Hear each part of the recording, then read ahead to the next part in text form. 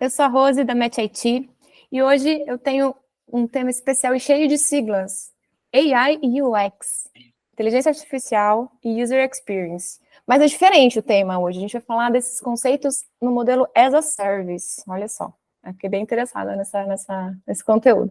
E para falar sobre isso, eu trouxe um Tech Seller especialista, que é o Heraldo dos Santos. Ele é Head de Negócios. Eu sei que quando a gente fala Head de Negócios, quer dizer que ele faz um monte de coisa, vocês já sabem, né? Mas ele vai contar da experiência dele. Head de Negócios da Ateliê do Software. Bem-vindo, Heraldo. Muito obrigado, Rose. É sempre um prazer falar contigo e muito obrigado pela oportunidade. Nada. Eu que agradecer pelo seu tempo e disponibilidade e queria que você se apresentasse aí, contasse um pouquinho da sua experiência pessoal, né, profissional, nos projetos de tecnologia, para a gente te conhecer um pouquinho mais. Legal, bacana. A hora que você falou, né, quando a gente fala Red, sempre vem um caminhão de coisinhas por aí, né, e bem isso mesmo. Eu tenho uma trajetória que eu considero como uma bela jornada, né, eu tenho já quase 20 anos de experiência de TI. Esses são aqueles números que todo profissional gosta de contar, né, para mostrar a sua experiência, mas de certa forma acaba entregando a nossa idade também e o tempo que faz que a gente está aí na luta, né. Mas eu já tenho quase 20 anos na área de TI. Um pouco antes disso, eu comecei de uma forma autodidata programando. Então, assim, eu tenho uma bagagem técnica bem forte que começou lá na minha adolescência, programando um pouquinho ainda com linguagem de script, experimentando sistemas Unix, sistemas Linux. Mais para frente um pouquinho, eu fiz faculdade de Sistemas da Informação, e aí foi quando eu entrei para valer mesmo, deixei de ser um autodidata, deixei de atuar de forma autônoma, e acabei entrando numa grande empresa de RP do mercado. Só que, por incrível que pareça, essa minha primeira experiência nessa empresa não foi como desenvolvedor ou como alguém técnico, era justamente para trabalhar na área comercial da empresa. Na época, eles tinham um desafio que era algo que eu acho que todo mundo já ouviu, que é o vendedor, normalmente, ele vende o sonho, mas na hora de entregar, todo mundo entrega o pesadelo.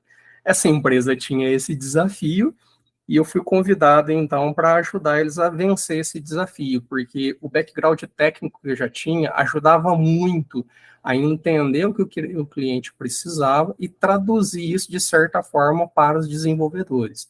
Então, eu acabei entrando nessa empresa, atuei durante muitos anos na área comercial, chegando até a gerência do departamento comercial dessa empresa, tive a oportunidade de rodar o Brasil inteiro em grandes implantações, tive contato com muitas empresas grandes e multinacionais, e aí por conta desse meu contato eu acabava ajudando muitas vezes as equipes de análise de negócios, de análise de requisitos, sentava muito do lado do desenvolvedor para discutir ali formas de construir melhor aquela solução, sentava aí muitas vezes com os designers que nem sempre naquela época, lá atrás, né, não eram ainda UX designers, porque era uma disciplina ainda pouquíssimo conhecida no Brasil, mas sentava junto com eles para construir protótipos de tela e depois apresentar isso, validar para o usuário, para o cliente.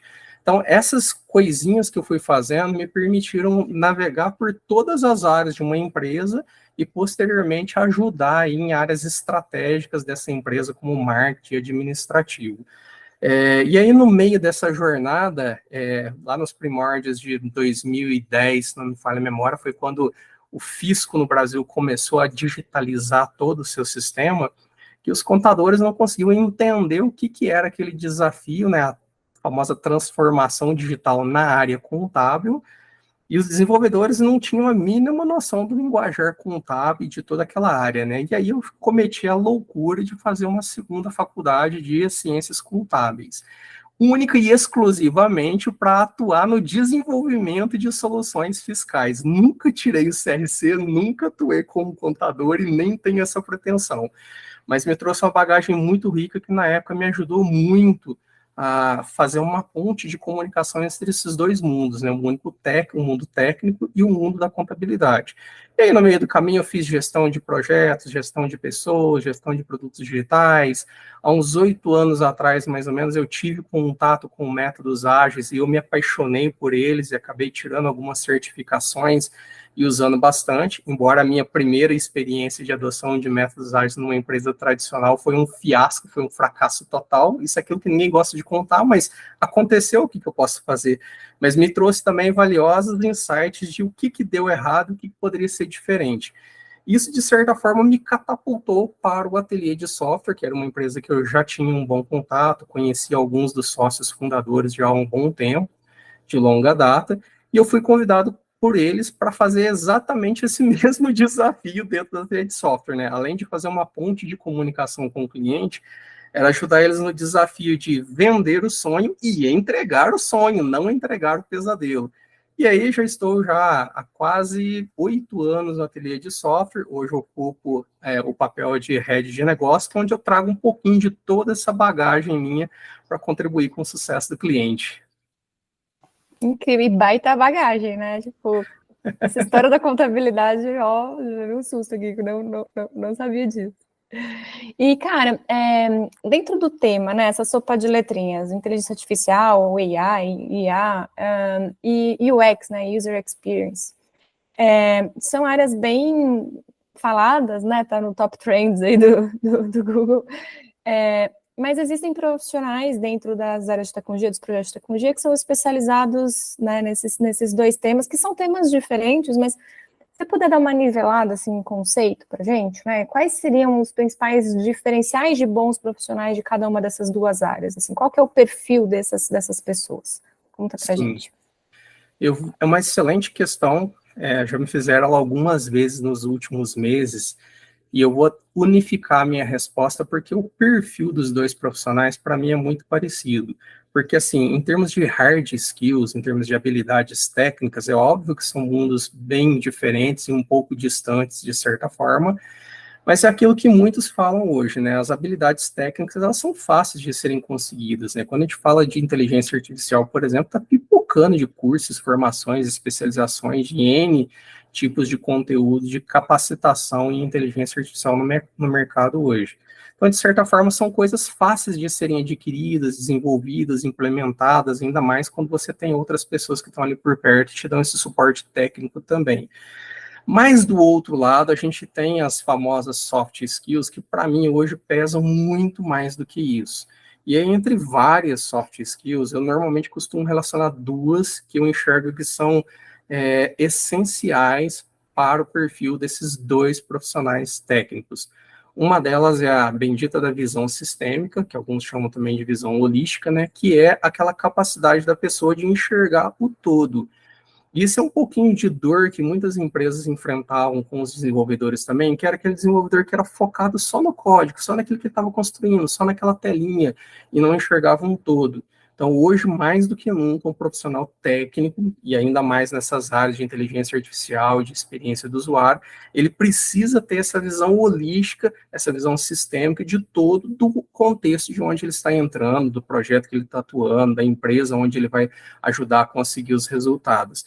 E somado a isso, a capacidade de comunicação, porque não adianta ele enxergar tudo isso, ser um excelente profissional técnico, se ele não consegue se comunicar bem com o cliente, com seus pares de trabalho. Não é aquela comunicação de falar certinho, bonitinho, não, é de ter assertividade, clareza, de ser direto no assunto, de conseguir enxergar o outro lado do cliente, se comunicar com empatia também, e de tudo que é necessário na comunicação para que a relação seja uma relação sempre boa e saudável para todo mundo. Então, hoje, para mim, essas duas habilidades, essas soft skills, são mais essenciais do que qualquer coisa para esses dois profissionais. Cara, mais uma surpresa. Achei que você ia me trazer um monte de coisa técnica e não, né? Olha só, só estou me surpreendendo nesse papo hoje. Heraldo, e assim, a gente vai trazer o conceito as a service, mas o oposto do as a service seria o in-house, né? Seria esses profissionais fazerem parte da equipe de desenvolvimento de tecnologia de uma empresa, né? Que a gente costuma carinhosamente chamar de tech buyer aqui. O que seriam desafios, né, para os tech buyers ou encontrar essas pessoas, ou engajar, ou desenvolver, né, hoje em dia? Sim, hoje são inúmeros desafios, né? E eu sei bem porque eu já tive a oportunidade de estar nessa cadeira como um buyer também em outros negócios que eu estive à frente, né? Então, inclusive, alguns dos meus atuais clientes me trazem essa dor também, né? Eu tenho uma empresa que nós atendemos já ela há quase 4 anos, se não me falha a memória, que chegou em determinado momento, ela tinha uma equipe de produto bem grande dentro dela, tinha um departamento de desenvolvimento bem grande, e eles foram encolhendo ao passo que nós fomos aumentando o nosso time dentro dessa empresa. E esse movimento até então me chamou a atenção, achei estranho, mas para mim era algo estratégico da empresa, mas nada preocupante até o momento que eles falaram que realmente eles não gostariam de ter um departamento de desenvolvimento dentro da empresa e optaram para ter só com a gente. E aí, entendendo um pouquinho mais essa dor, que é a dor de muitos no mercado hoje, a gente encontra desafios, primeiro, na captação de profissionais, porque a gente ainda tem um mercado muito aquecido, então tem muito mais demanda do que pessoas para trabalhar aí nessas demandas, né? A qualidade desses profissionais, infelizmente, por conta do boom que a gente está sofrendo no mercado de tecnologia, a gente, às vezes, tem um volume interessante de profissionais, mas são profissionais em início de carreira, profissionais que não têm uma bagagem muito grande de vivência em produto ou num desafio que está sendo proposto hoje, que às vezes é um desafio muito grande. E aí, somado a isso, a gente ainda tem um esforço de coordenação muito grande, porque como buyer, eu lembro que na época que eu tentava contratar, né, uma empresa seller, né, às vezes era comum a gente fazer a continha lá, né, quanto custa a hora de um desenvolvedor, quanto custa a hora de um designer, e aí você pega aquela hora e vai analisar se está caro ou barato para o seu contexto, para o seu budget, ou pela sua necessidade ali do momento, né. Só que é preciso, como eu disse, né, ter uma visão holística que por trás disso, às vezes você precisa ter lá, além de uma equipe de desenvolvimento, você precisa ter equipe de teste, você precisa ter coordenador daquilo outro, precisa ter designer daquilo, designer daquilo outro, e aumenta o departamento de RH, aumenta o departamento financeiro, aumenta o risco contábil, aumenta a folha de pagamento. Então, o esforço de coordenação disso, até mesmo em grandes equipes técnicas, é um esforço muito grande que muitas vezes causa um desgaste no negócio, além de um desgaste das pessoas, obviamente, né? Esse é um grande desafio.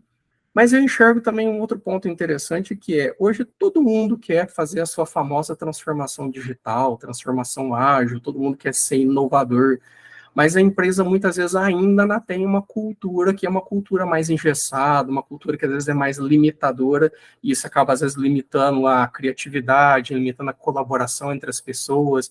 É por isso que às vezes a gente no mercado ouve às vezes assim, né, vamos buscar uma empresa de fora, menos a gente tendo recursos internos, porque a gente quer dar uma oxigenada no nosso negócio. A gente quer dar uma oxigenada nas nossas demandas aqui para acelerar a entrega de resultados. Então, é muito comum nesse cenário as empresas virem atrás de empresas como a gente. Então, por quê? Porque eles enfrentam hoje esses grandes desafios nas empresas e que faz total sentido, e que muitas vezes justifique essa busca por alguém de fora, né? Bacana. E aí, quando a gente fala do conceito do as a service, o que seria? É um modelo por hora? É um modelo por projeto? É um modelo, né? Para ter essa visão holística, também imagino que o profissional tem que estar um tempo ali, né? Não é um as a service tão flex. Me conta um pouquinho de como é que você vê isso e que benefícios, né, poderia ter, além dos próprios contrapontos da oxigenação e, né, da gestão de pessoas. Exato, exato. Quando a gente fala de um modelo as a service, né, a gente pode traduzir ele num modelo de atuação fim a fim, né, end-to-end, né. É comum, às vezes, quando uma empresa busca uma fábrica tradicional de software, ela já tem, às vezes, um escopo definido, já tem, às vezes, até uma estimativa de tempo que ela quer gastar e traz aquilo para uma fábrica desenvolver em cima daquilo que eles já estão imaginando. Mas por trás daquilo ali, muitas vezes não foi feito um estudo de como que aquilo casa com a estratégia da empresa naquele momento.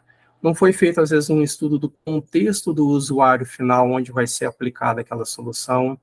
Não foi feito, muitas vezes, um contexto envolvendo a inteligência coletiva de um grupo técnico, usando não só ali a inteligência dos desenvolvedores, dos designers, mas envolvendo outros papéis importantes também nessa história, de repente alguém de infra, de DevOps, de várias especialidades dentro do UX design, da experiência do usuário, e às vezes até papéis de negócio que fazem sentido para esse momento, né?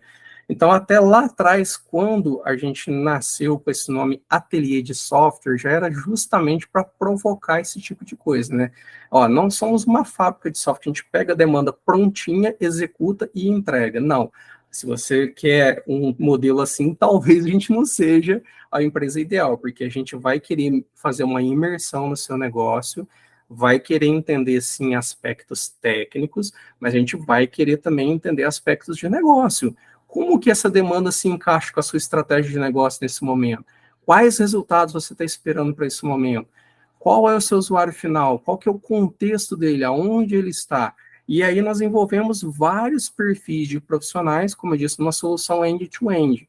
Então, como são soluções muito específicas, se a gente cobra um modelo por hora, um modelo por mês, ou qualquer coisa do tipo assim, às vezes acaba ficando oneroso e não traz o resultado esperado.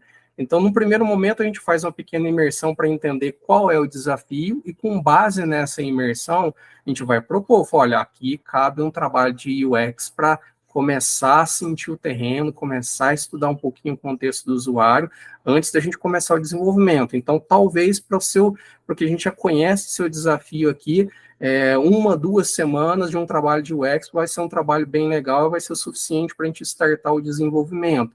Aí a gente vai lá e propõe esse trabalho que tem um custo para esse pequeno período. Paralelo a esse trabalho aqui, agora a gente precisa de um trabalho de validação junto com o usuário. Precisamos de alguns spikes ou de alguns experimentos ou da construção de um MVP, de uma POC, para validar essa solução de forma técnica. Então, a gente vai propondo alguns trabalhos, e esses trabalhos eles vão surgindo em cadeia, conforme a necessidade vão surgindo, né, uma cadeia de entrega de valor, ou quando a gente consegue já ter essa visão antecipada, já mais clara desse desafio que a gente está enfrentando, a gente já consegue propor, olha, é um trabalho de mais ou menos aí uns 6 meses, dentro desses 6 meses a gente vai ter que ter isso, aquilo do outro, para ficar mais fácil, e a gente propõe, né, valores em cima desses modelos. Mas o mais importante de tudo é que não tem uma receitinha pronta, é um modelo personalizado. A gente tem sim o nosso modelo de cobrança, a gente tem sim o nosso valor de referência, mas ele acaba sendo como se fossem várias pecinhas de um quebra-cabeça que são juntadas conforme a necessidade do cliente. Legal. E para o buyer que consideraria, né, contratar esse modelo de UX, de AI as a Service, o que seriam pontos de atenção, assim, para ele levar em conta no processo de contratação mesmo, de escolha, de definição? Acho que o primeiro ponto é ele olhar para dentro da sua casa mesmo, né?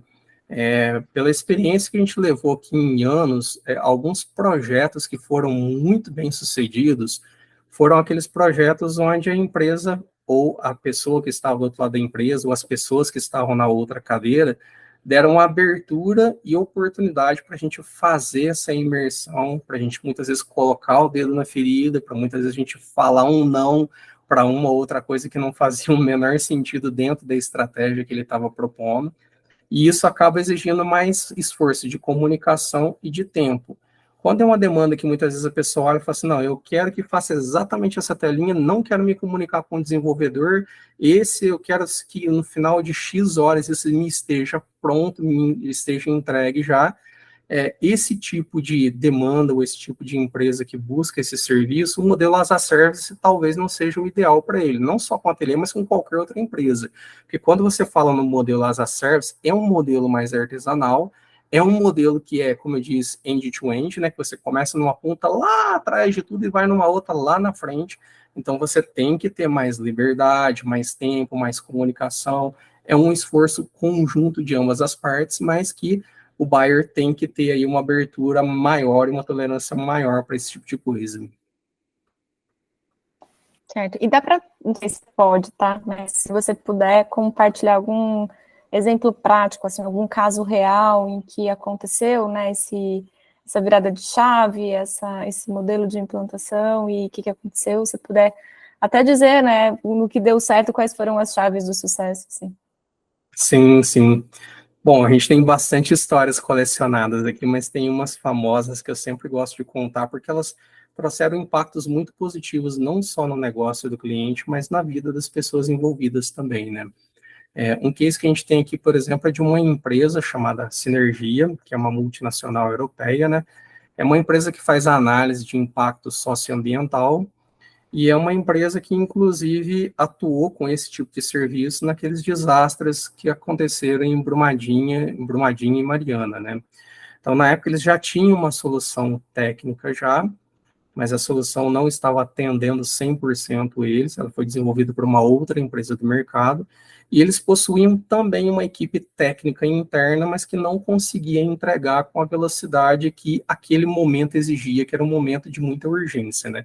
Na verdade, o que aconteceu é assim, né? Aqueles desastres pegaram todo mundo de surpresa, inclusive empresas como essa, que tinham soluções técnicas que eram soluções que estavam preparadas para atuar ali com dezenas de vidas humanas, com os dados de dezenas de vidas humanas, e aquilo lá foi escalado ali para mais de 100 mil vidas humanas do dia para a noite, né? Então a solução realmente não atendia, eles precisavam de velocidade. Então, na época, nós entramos com um time técnico, tanto de UX designers quanto de desenvolvimento de produto e de análise de negócio, fizemos um bom trabalho de discovery. Na época, nós conseguimos, tudo de acordo com alguns termos de sigilo, confidencialidade e tudo mais, mas nós conseguimos acesso às pessoas que foram impactadas pelo desastre para validar algumas soluções, conseguimos acesso a vários usuários internos da empresa, e esse acesso, para você ter uma ideia, era tão complicado que teve em algumas situações que os consultores dessa empresa, eles viajavam de barco pelo rio, de uma cidade para outra, e visitavam as populações ribeirinhas para fazer as pesquisas de campo. Então, na época, vários designers nossos foram nesse mesmo trajeto, andando de barquinho por vários dias, visitando as populações ribeirinhas, para validar, ao mesmo tempo que os consultores estavam fazendo o seu trabalho, para validar uma solução que ia ser implantada em paralelo. Então, esse trabalho nós desenvolvemos ele por mais de 2 anos, e nós conseguimos, de resultados de negócio, diminuir quase 50% do custo que eles tinham com infra na época, na AWS, que era um custo gigantesco. Tinha alguns relatórios e dashboard de dados que eles tinham, né, referente a esses dados das vidas humanas dos impactadas que eram coletados, e alguns desses relatórios tinham que ser processados para entregar para o Ministério Público. Alguns desses relatórios, que eram gigantescos, eu lembro de questionários, por exemplo, tinham quase 1.000 questões, para você ter uma ideia, eram questões dinâmicas. E aí, então, para processar vários questionários de um grupo de pessoas, era uma tarefa técnica, que às vezes a solução que eles tinham antes levava quase uma semana para processar. E a gente conseguiu reduzir isso para 4 horas, e depois de algum tempo a gente conseguiu reduzir para a escala de minutos. Então, esse foi um grande resultado de negócio, 2 grandes resultados de negócio. O primeiro era o tempo, e o segundo foi o custo que eles tinham com o infra. Isso aconteceu numa época que eles estavam correndo o risco de pagar uma multa milionária, porque eles não estavam conseguindo entregar para o Ministério Público a tempo os dados que estavam sendo exigidos para ele. Então, tinha uma multa contratual de alguns milhões, não me lembro agora qual era o valor, que eles corriam o risco de pagar, e a gente mitigou esse risco. E esse é o resultado que eu tenho certeza que muitas empresas do mercado conseguiriam ter, né? A surpresa para a gente foi que a gente começou a perceber um sentimento positivo de quem atuava junto da empresa também, os consultores dessas empresas, os pesquisadores e os analistas de dados, né?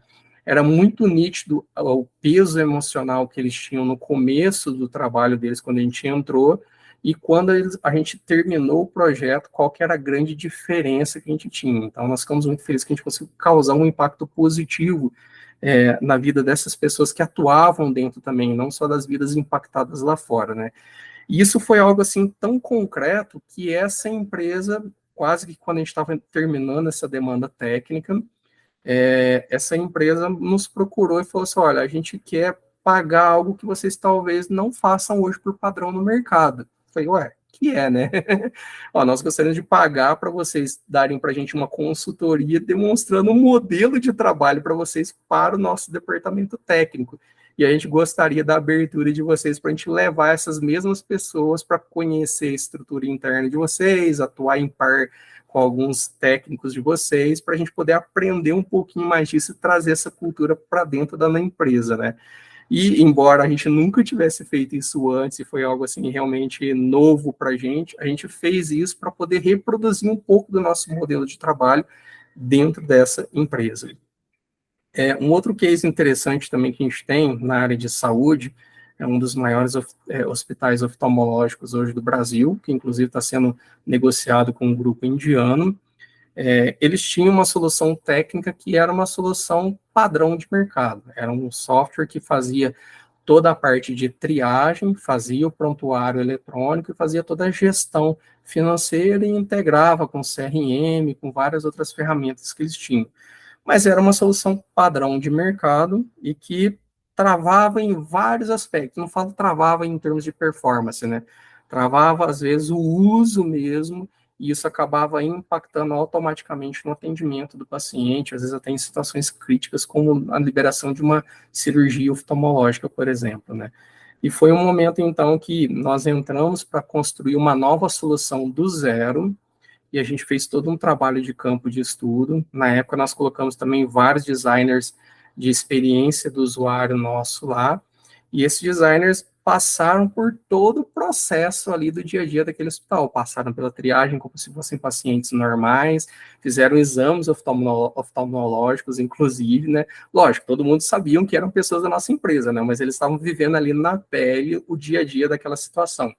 Tudo isso serviu para a gente mapear um ecossistema que tinha ali de soluções, mapear como estava sendo a experiência do usuário e projetar qual seria o produto ideal para ser construído naquela situação. Feito essa etapa, nós começamos o desenvolvimento do produto. O trabalho de UX não ficou isolado naquela parte, ele continuou acompanhando, validando todas as implementações, testando a qualidade, conversando com os usuários, coletando feedbacks, melhorando cada vez mais a experiência do usuário, mas o produto ele foi construído em cima dessa experiência que foi relatada lá atrás, né? Que foi coletada lá atrás. E deu tão certa a solução que esse hospital ele resolveu criar uma spin-off onde eles pudessem comercializar essa solução técnica que a gente criou para uso específico deles para outros hospitais que tinham desafios muito semelhantes ao deles. Então, isso virou um subproduto de um hospital oftalmológico, né, da área de saúde. E isso agregou um valor também nessa negociação com esse grupo indiano de uma forma medonha, né? Foi uma outra experiência bem legal que a gente participou também. Na área de inteligência artificial, a gente tem vários projetos rodando aqui, né? Embora a gente tenha esse boom de inteligência artificial agora, já acho que mais de 2 anos que nós atuamos com inteligência artificial aqui.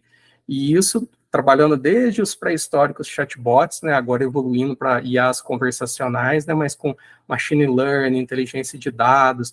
O machine learning a gente aplicou em diversos projetos. Num projeto específico de um cliente nosso, esse cliente, ele é hoje o maior banco de dados privado de licitações públicas do Brasil. O que ele faz é extrair dados de todas as licitações, de todas as esferas do Brasil hoje, né, tanto municipal, estadual e federal, condensar dentro de um banco de dados, e aí, a partir disso, eles têm N serviços que são oferecidos para os assinantes deles, né. Um serviço em específico, vocês podem imaginar que como a gente está trabalhando com todas as licitações do Brasil inteiro, quando eu falo todas, é todas de verdade mesmo. As que não são possíveis de serem extraídas de forma eletrônica, tem pouquíssimos lugares no Brasil, às vezes uma prefeitura, né, na situação municipal é muito comum isso, de ter licitações que ainda às vezes saem num diário oficial local impresso, não saem de forma eletrônica, né? Então tem pessoas dessa empresa lá que compram isso impresso e jogam uma solução de OCR para vir dentro da nossa solução, né? Mas enfim, aí um serviço específico lá que fornece um seguro dentro do serviço de licitação para quem ganha a licitação, tinha um trabalho de classificação de alguns dados que era um trabalho quase que impossível humanamente, gastaria inúmeros dias com uma margem de erro muito grande, tão grande que eles já estavam prestes a desistir desse tipo de demanda porque não era viável como produto, até que nós entramos com uma solução de classificação dessas informações, utilizando machine learning, né? E aí, através disso, a gente conseguiu um resultado quase que instantâneo dessa classificação, uma acurácia, uma margem de assertividade muito grande, e isso possibilitou a empresa em aumentar em 12% a receita anual que eles tinham previsto para um período, né? E aí, Rose, eu vou só pedir abrir um parênteses, pedir um tempinho de algo que talvez eu tenha me esquecido de falar lá atrás, quando você me falou do modelo as a service, né? esse talvez seja um exemplo muito grande do que representa um modelo as a service, né? Principalmente quando a gente fala de inteligência artificial, é muito comum no mercado hoje a gente comprar soluções prontas. Então, quando a gente fala disso, é muito comum uma pessoa falar assim, é só espetar ali um ChatGPT, é só espetar um Bard, é só espetar um Gemini, é só colocar um algoritmozinho ali de machine learning que já está rodando há trocentos anos aí, e tudo vai funcionar. Essas soluções funcionam sim, mas para coisas muito pontuais, para alguns cenários onde já está muito bem estabelecido o que era e como deveria ser. Mas hoje no mercado a gente encontra muitos cenários que são um pouquinho mais desafiadores. São cenários onde muitas vezes não teve ainda um histórico de alguma implantação de inteligência artificial. Às vezes não foi, teve, né, mas não tem um nível de acurácia muito bom. Então é preciso muitas vezes imergir de novo naquela situação, entender todo o contexto, pensar qual que seria a solução ideal para aquela solução. E se for realmente uma solução pronta de mercado, ok, ninguém vai pagar para reinventar a roda. Mas muitas vezes você precisa construir, às vezes, um banco do zero para começar a tratar os dados desse banco. Às vezes você precisa colocar ali um algoritmo para ir começar a classificar aquelas informações. Você vai construindo isso até ter uma solução de sucesso. E aí eu conecto isso também com a questão do UX, né, que é um tema que hoje poucas empresas estão falando, né? Hoje, não estou falando só no nosso caso, mas eu vejo que é extremamente importante conectar essa ponta de experiência do usuário com a ponta de inteligência artificial também, porque não é só a inteligência artificial, embora ela esteja ali, né, artificialmente, ela vai impactar um ser humano de qualquer forma. Então, é necessário que essa solução passe também pelo olhar de um especialista em design da experiência do usuário. E esse especialista ele vai olhar pelo ponto de vista ético, vai olhar pelos vieses que estão sendo colocados muitas vezes ali nos algoritmos, vai olhar se o impacto está sendo positivo ou negativo na ponta final do usuário final. Se é, por exemplo, uma inteligência artificial que vai conversar com o ser humano, né? Qual que seria a melhor estratégia de comunicação? Vamos olhar para o UX Writing, por exemplo, e vamos entender qual que é a melhor linguagem, quais são os termos, o que, que é preciso, muitas vezes, ali, começar a colocar naquele algoritmo para ele aprender com uma velocidade maior, um resultado melhor de experiência para o usuário final, né?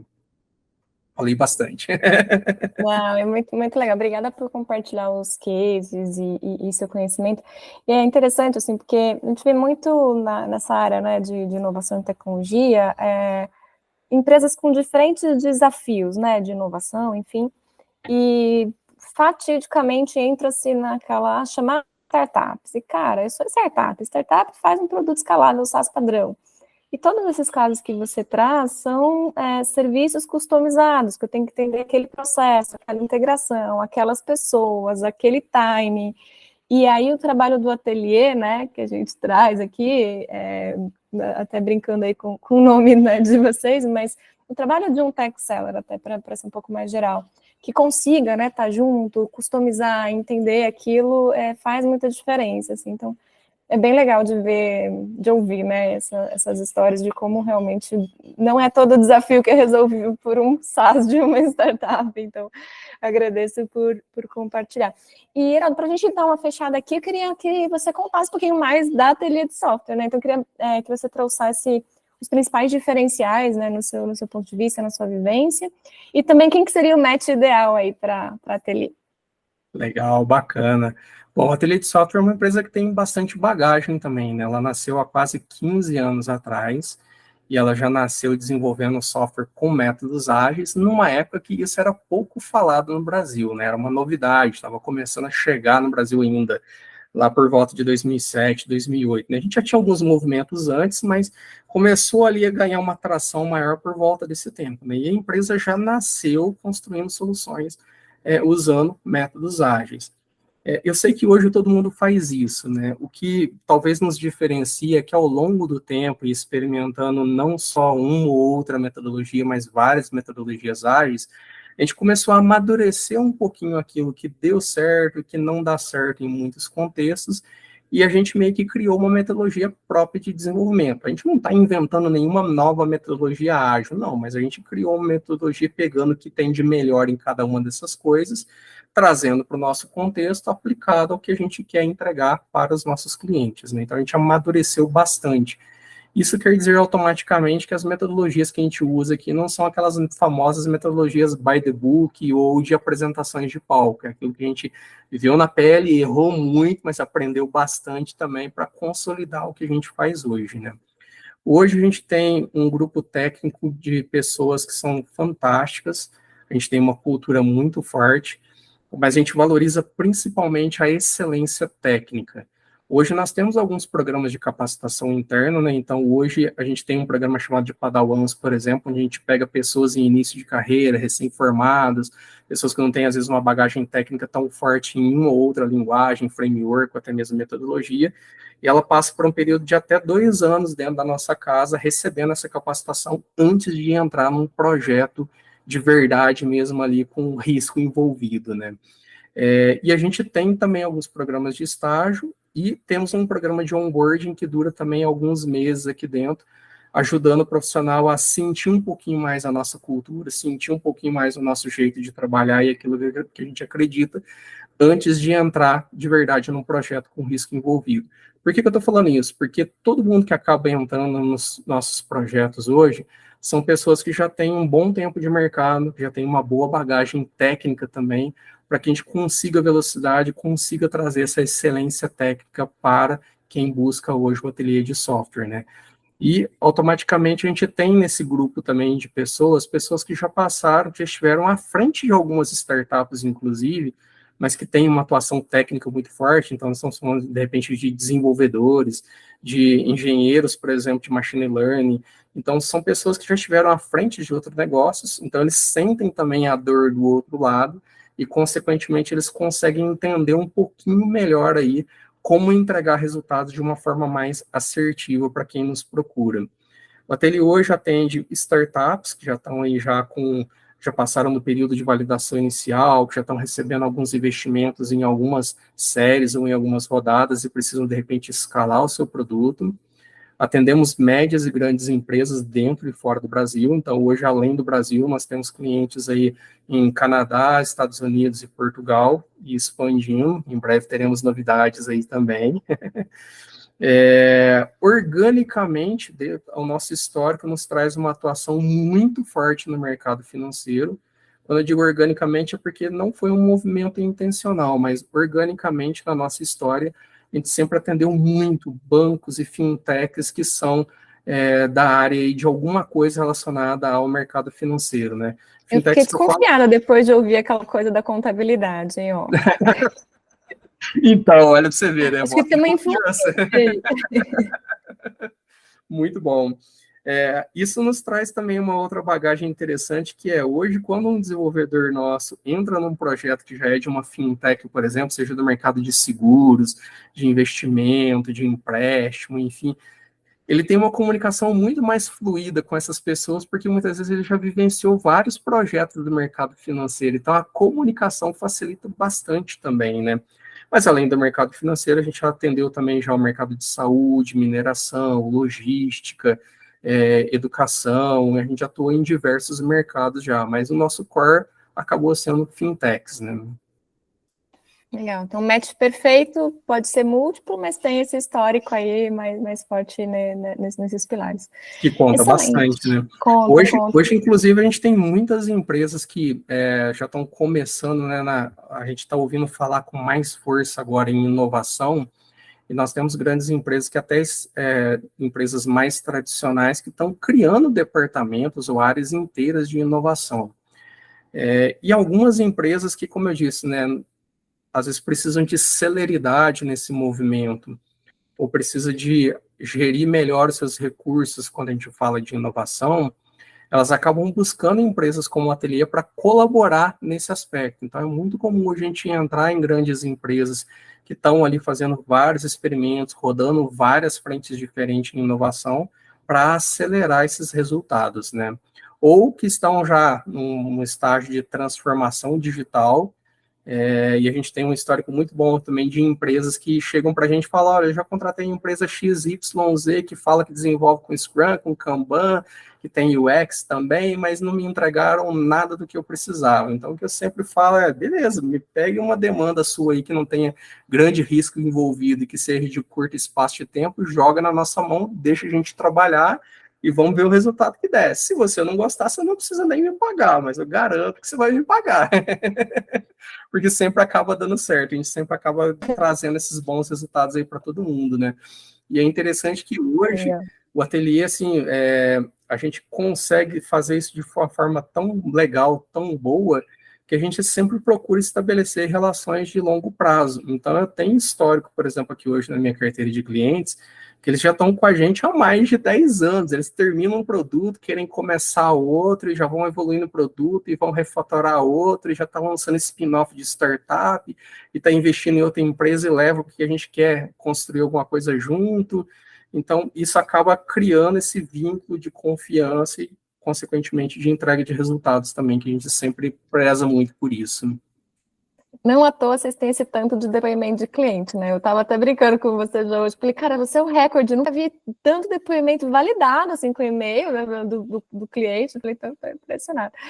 Parabéns, viu, pela história, pelo sucesso. Obrigada demais pelo seu tempo em compartilhar aí o conhecimento, os cases, falar um pouquinho também do ateliê pra gente. E espero nos falarmos novamente muito em breve. Obrigada, viu? Ok. Rose, eu que agradeço pela oportunidade, pelo tempo, foi muito bacana o papo, fiquei muito feliz também, uma conversa muito rica, muito obrigado aí pelo tempo e pela oportunidade, valeu mesmo. Valeu, cara, até logo, até daqui a pouquinho. Tchau, tchau, até. Tchau, tchau.